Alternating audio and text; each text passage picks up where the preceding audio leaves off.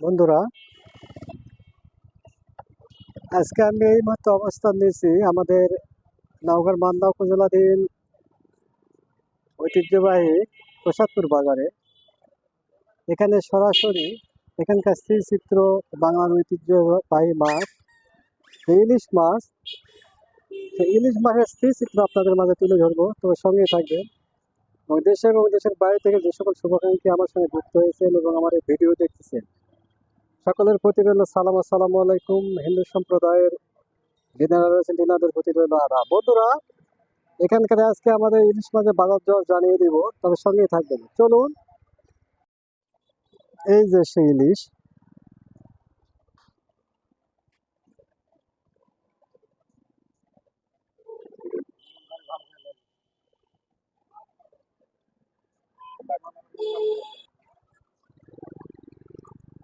এই যে ইলিশ মাছ আমাদের মান্দার ঐতিহ্যবাহী একটি শহর, যার নাম প্রসাদপুর। মান্দার কিন্তু প্রাণ কেন্দ্রে প্রসাদপুর। এই প্রসাদপুরে সেই ইলিশ মাছ স্থির চিত্র। এ পর্যায়ে কথা বলতে চাই বিক্রেতার সঙ্গে। আপনার নাম কি? ইমাজউদ্দিন, আমাদের সাবেক মন্ত্রী সাহেব। আপনার বাসা কোথায়? মান্দার ভিতরে।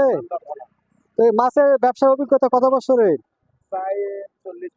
40 পার, তার মানে আমার জন্মের আগে থেকে নাকি?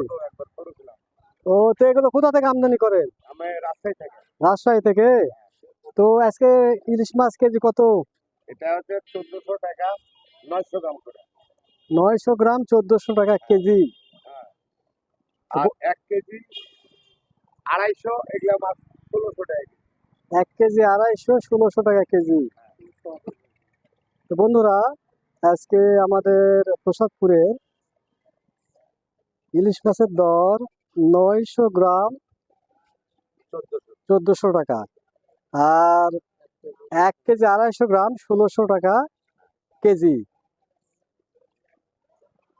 বন্ধুরা, এটা আমাদের সেই মান্দার ঐতিহ্যবাহী শহর প্রসাদপুর। মান্দার কিন্তু প্রাণ কেন্দ্র। প্রসাদপুরের আজকে ইলিশ মাছের দর আপনার।